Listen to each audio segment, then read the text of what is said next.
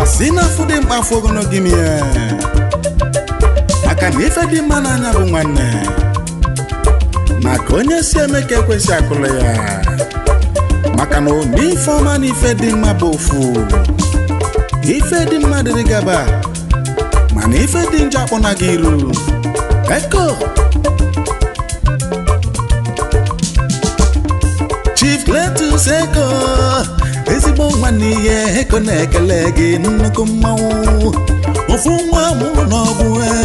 n'Enugu steeti ya odogwu afụlụ n'anya ọgịlịga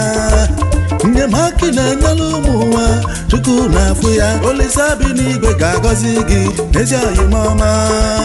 mebere ụmụ nwa ka isi eme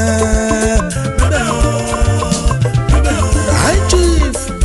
Dr. Cletus Eko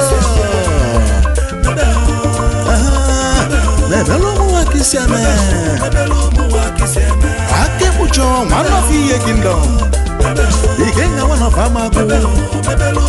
Ebubagu one of Umuagu Eze Sinachi one of Enugoke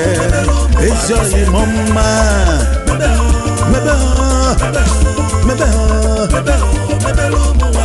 Nene Nyalaga Abaloba Nina Lulo Boluza Abaloba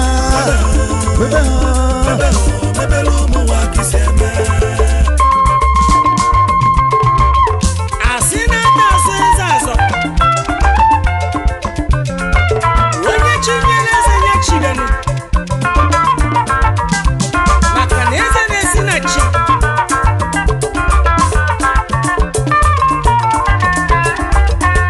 Chairman Chief Executive Officer Nateko Group of Companies Nigeria Limited Odogwu Nateko Communications Nigeria Limited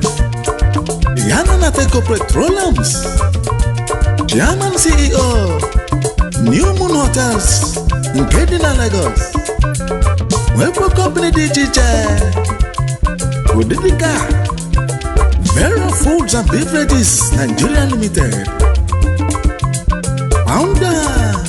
Nateko Foundations ebe a na-enyere ụmụ ogbenye na ụmụ nwaanyị ajadu aka Eko Ebubagu na Amagu Ebube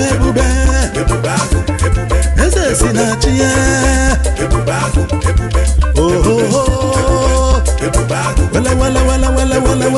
Wele Akekpucho one of Iye Kingdom Ikenga Ebubagu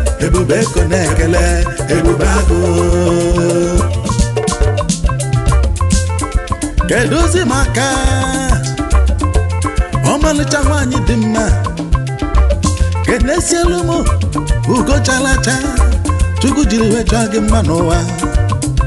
Chief Mrs. Kate Eko Ọ dịkọ na mba nwanyị ọma dị mma ọsọ dị eme digidigi Chukwu jiri ọmụmụ nwoke na ọmụmụ nwanyị wee sagarụ gọzie gị chiri ụmụ ise dị mma wee tinye gị n'aka ezigbo nna Uche na ada dị mma nke nọ na Canada ezigbo nna Chukwuemeka na Precious Chijioke ụmụ dị mma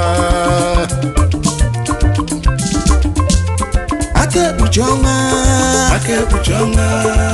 Ebubagu Eze Sinachi